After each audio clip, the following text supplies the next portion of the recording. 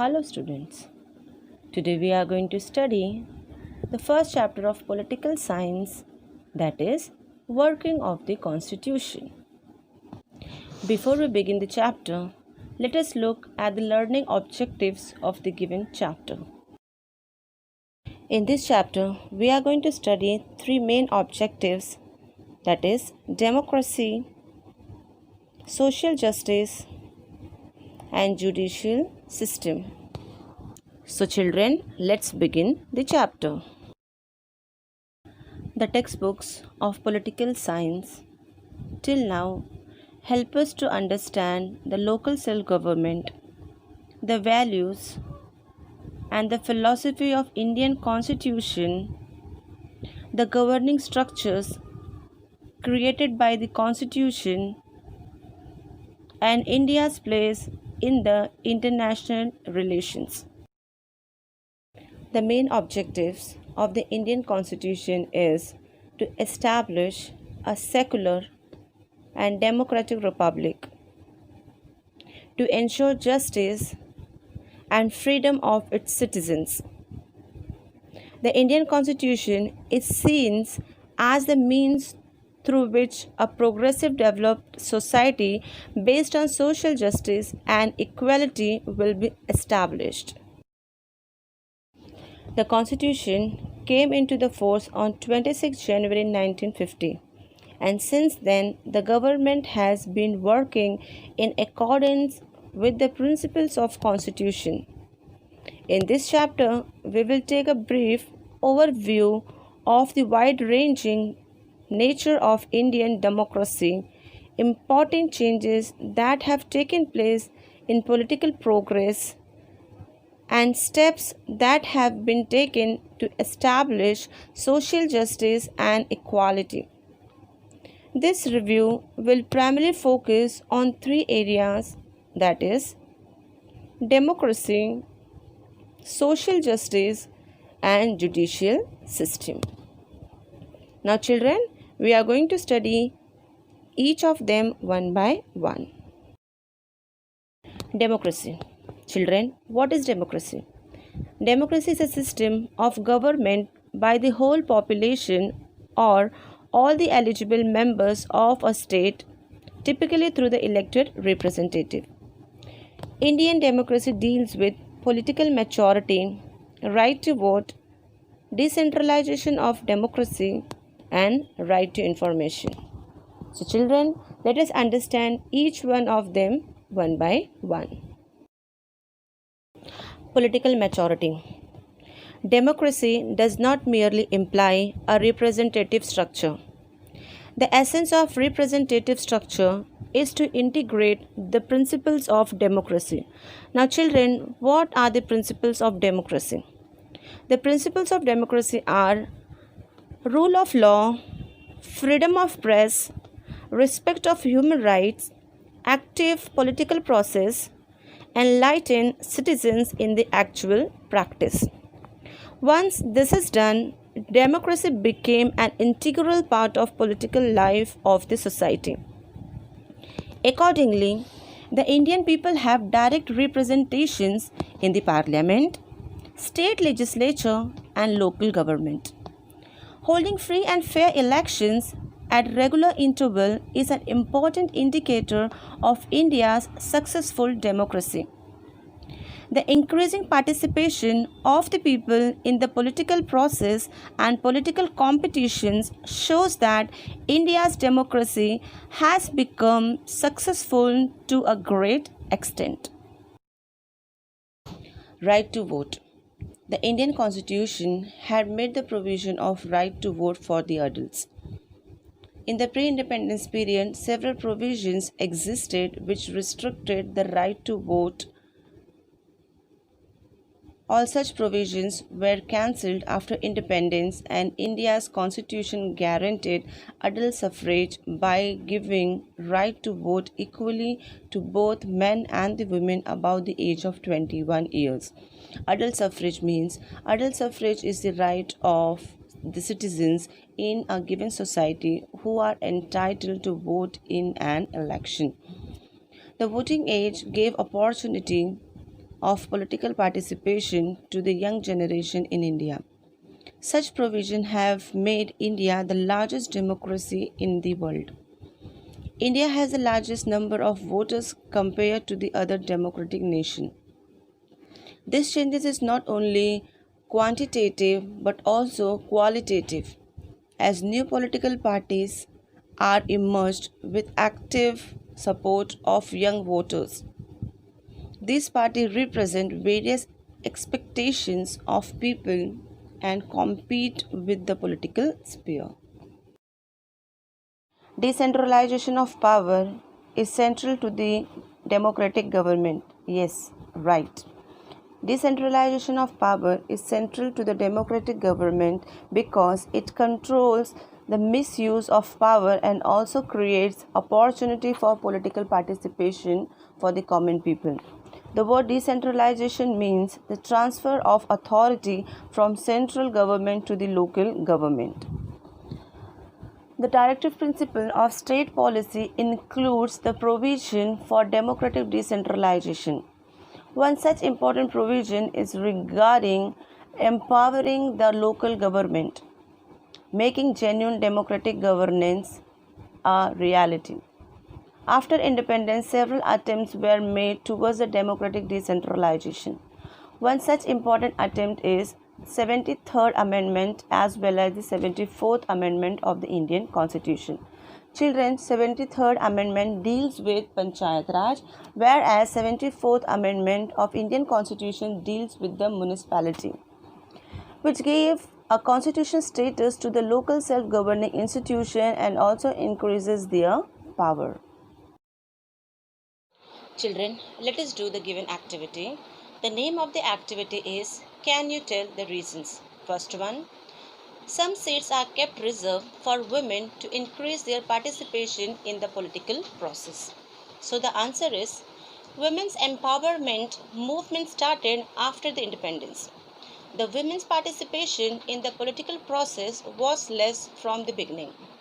To increase their participation, 73rd and the 74th Amendment reserved 33% seats for women in the local self-government institution.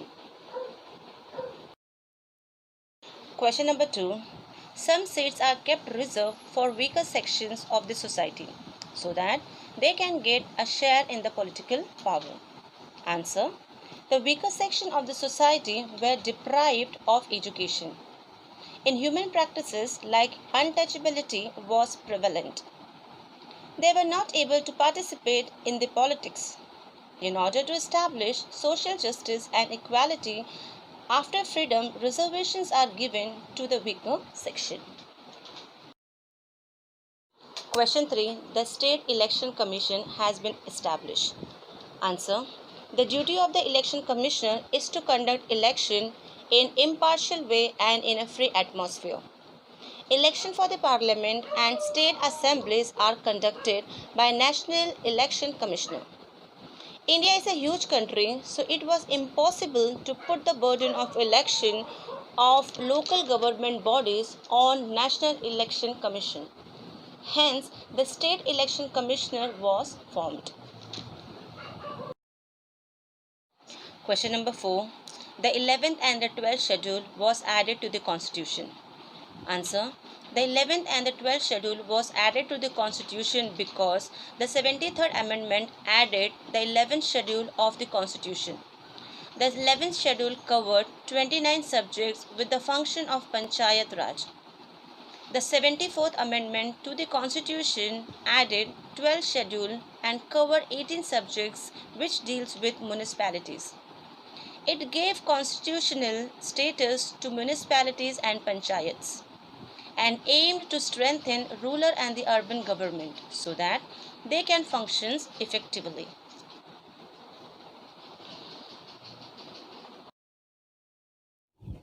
Right to Information RTI 2005. Citizens' empowerment is the essential condition of democracy. It is necessary to create opportunities for citizens' participations and interaction with the government. Increased communication between citizens and government help in strengthening democracy and also in building a relationship of trust between them. Citizens have a right to know about the functioning of the government. The government of India gave the right to the information to the citizens of India to ensure transparency and accountability, which are the hallmark of a good governance. Right to information has made the government more transparent and has reduced the element of secrecy in working of the government. After the year 2000, the whole approach towards democratic reforms has changed. Democratic reforms are considered as right of citizen. Accordingly, citizens in India have got right to information, education and food security. These rights have strengthened democracy in India. Children, do you know rights-based approach? In the decades after independence, progress was made towards more and more democratization of India. However, in this process, citizens were considered as beneficiaries. In the last few decades, development is considered as a right of the citizens. So, the question arises here is, how will this approach change the relation between the government and the citizens? Give your opinion. So, the answer is, in India, right-based approach is accepted after the year 2000. According to me, this approach will change the relation between the government and the citizen. Faith will increase between the government and the citizen, and good communication will develop between them, through which democracy will become more stronger. Government will provide the necessary rights to the citizen not need to erect any movement for that. The proud feeling like we are providing rights and development to the citizen will not remain in the government, due to which government will be trying to stay away from the corruption and faulty management. Children, let us do the given activity, that is discuss. Do you think that citizen in India should have right to the employment? Yes. I think that citizens in India should have right to the employment, as if the citizens are deprived of employment opportunity, then it would adversely affect the livelihood of them and their families. Incident of crime will increase in the society. Democracy will collapse, leading to chaos. It will also stop the development of the citizens. So, it is necessary that the citizen in India should have the right to the employment. Children, let us do the second question, that is, according to you, if everyone get the rights to shelter, how will it affect democracy of India? So the answer is, according to me, if everyone get the right to shelter, then it will be affect democracy of India, such as if a man gets a home, his struggle in life will come to an end. Second point, the financial burden will be low and he will work with honest and we can achieve nation's progress. Third, home for all will create a healthy society. Next, fourth one, it has an all-round social, economic and psychological beneficial effect to strengthen democracy and make it profound. Children, let us come to the another topic, that is social justice and equality. Social justice and equality are the important objects of the Indian Constitution. The Indian Constitution has given the guidelines to establish a new society based on these two values, that is social justice and equality. We are following the path laid down by our Constitution to achieve this goal. To establish social justice is to remove those social conditions which are responsible for injustice and insist on the equality of dignity for all individuals. The principles of justice and equality aim at ending the discrimination in the social status, such as superior and inferior on the basis of caste, religion, language, and gender, place of birth, race, property, and giving equality of opportunity for development of every individual. To establish justice and equality, efforts to be made at all levels of the society. But the government's efforts and policies on this front are more important. Democracy is in fact a process of accommodating different sections in society. Democracy helps in reducing social conflicts.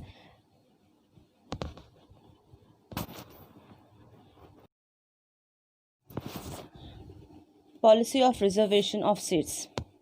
Policy of reservation of seats are for those sections of the society who have been deprived of the opportunities for education and employment for a long period. Following as the efforts have been made to improve their conditions. First one, to provide opportunities for education and employment. Second, in order to protect these rights, some seats are reserved in the education institution and in the government services for scheduled caste and for the scheduled tribes. Third one, there is also a provision of reservation of seats for the other backward classes. Children, let's move further. That is the Scheduled Caste and the Tribes Prevention of Atrocities Act. This is an important act for establishing social justice and equality in the society.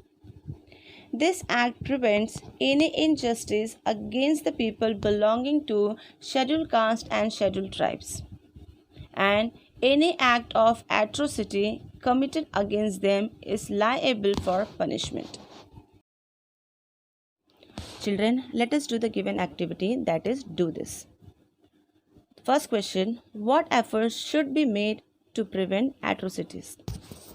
So the answer is, atrocities law should be made stringent. The word stringent means strict or firm.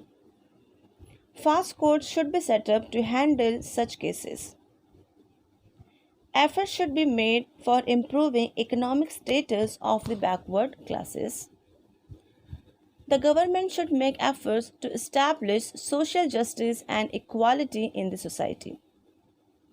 Social unity should be given first place through public awareness so that no one will provoke for atrocities. Children, let's move further. Provision for minorities. The Indian Constitution had made several provisions for the protection of minorities. The government has adopted several policies for minorities to provide them the opportunities for education and employment.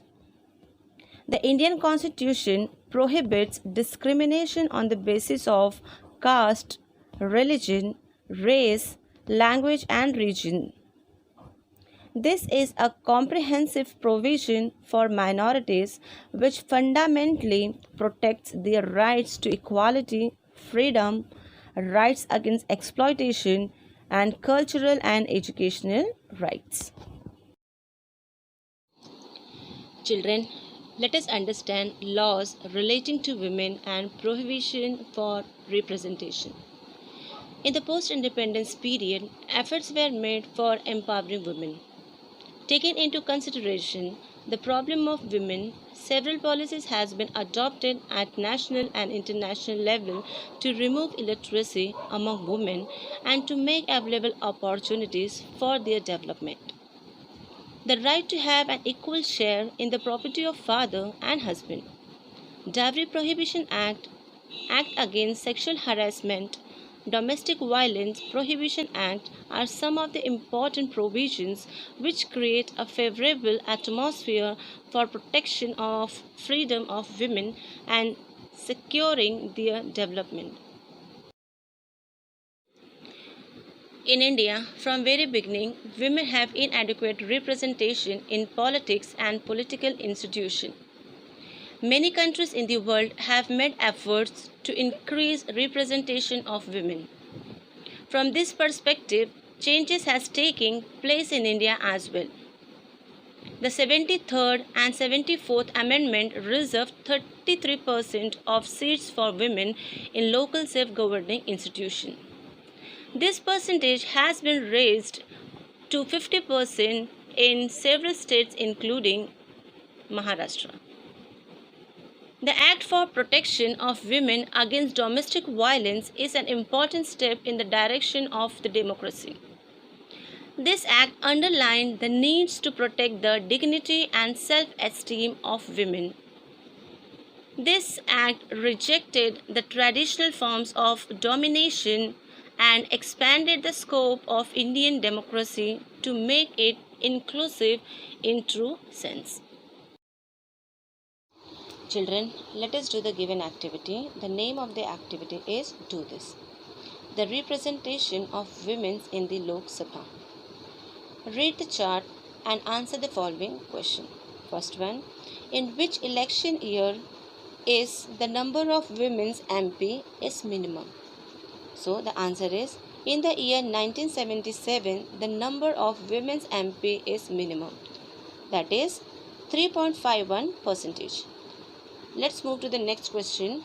In which year is the percentage of women's representation recorded the highest? So the answer is, in the year 2014, women's representation recorded is highest up to 12.15%.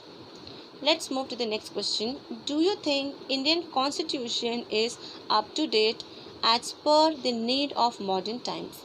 So the answer is, Indian Constitution is one of the lengthiest written constitution in the world. The Indian Parliament makes changes in it from time to time. The main aim of changes is to keep the constitution upgraded and match the needs of the time. Therefore, I can say that Indian Constitution is up to date as per the need of the modern time. Children, let us understand the role of judiciary. The work of the judiciary is to give justice and to remove injustice from the society. It also helps in establishing a healthy society. There is one judicial system for whole of India and no division of courts between the center and the constituent states. The Supreme Court is the apex court. Under it there are high courts. The high courts control the district courts. At the bottom of the structure are the lower courts. The judiciary in India has played an important role in strengthening democracy and also in helping to making towards achieving the objectives of social justice and equality. While interpreting the provision of Constitution, the judiciary has always taken into consideration the fundamental objectives of the Constitution and also the intention of Constitution makers. Children, let us understand the contribution of the judiciary. The contribution of the judiciary is the basic framework of the Constitution. The Constitution is dynamic and it is a living document. The Constitution has to change according to changing conditions and the Parliament has a power to make those changes. The judiciary has accepted this power of the Parliament to make changes in the Constitution, but at the same time specified the limitations of this power. The judiciary has taken a stand that the Parliament, while amending the Constitution, cannot alter the basic structure of the Constitution. Children, let us understand the basic structure of the Indian Constitution.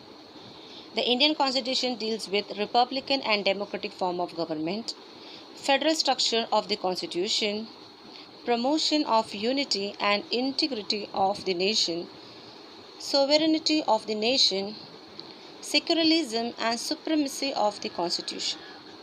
So these are the basic structures of the Indian Constitution. Let's come to the significant judicial decision. The protection provided to the citizen by fundamental rights is the Constitution has been made more meaningful through various decisions of judiciary. Some of the important subjects on which the court has given judgment includes right of citizen, protection of human rights, protection of the honor and dignity of women, individual freedom, and tribal empowerment. These efforts have made the political process in India more mature. Children, let us understand what are the features of good governance. The features of the good governance are effective and efficient government, responsive government, transparency in the work of the government, just and all inclusive development, people's participation in decision making process and governance, accountable and responsible government are some of the important features of the good governance. In this chapter, we took a review of the Constitution and the working of the government on the basis of the Constitution in the context of the Indian democracy. There are many challenges before India's democracy. Government's acts and policies have not put an end to all the problems. There are several new problems confronting us. However, what is important is that the people in India have developed a democratic mindset. In the next chapter, we will study the election process in India. Thank you, my dear student, for listening me attentively.